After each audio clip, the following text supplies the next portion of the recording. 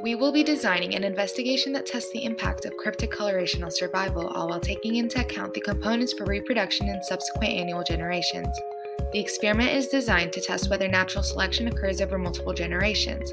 We will be using varying colors of yarn to represent worms in a shortgrass prairie ecosystem.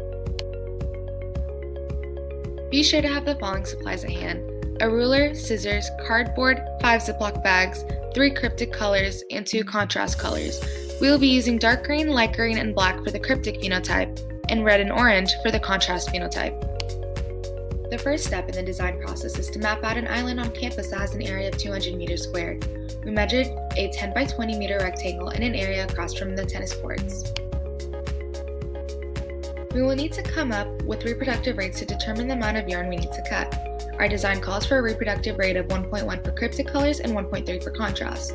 Starting with 200 worms for the first generation, multiply it by 1.1 to get the amount for the cryptic phenotype, and by 1.3 for the contrast phenotype. Repeat for the subsequent generations. It is time to cut our worms. Each worm should be about 8 centimeters long. For efficiency purposes, measure an 8 centimeter long piece of cardboard. We will be using this to measure multiple pieces of yarn at one time.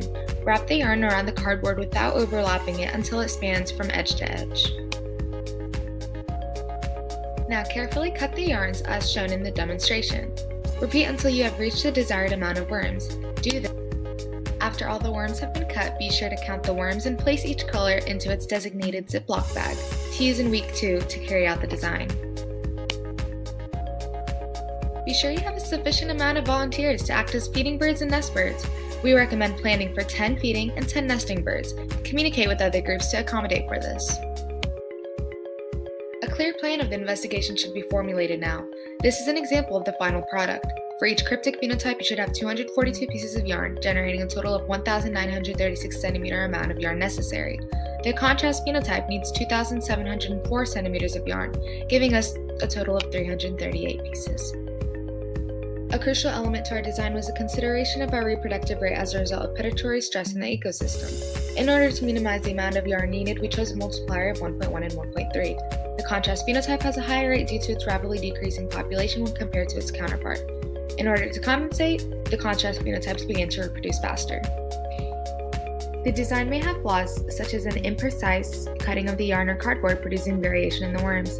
Another can be an error in choosing contrast colors, as in different times the sun may cast a shadow that makes it a cryptic color.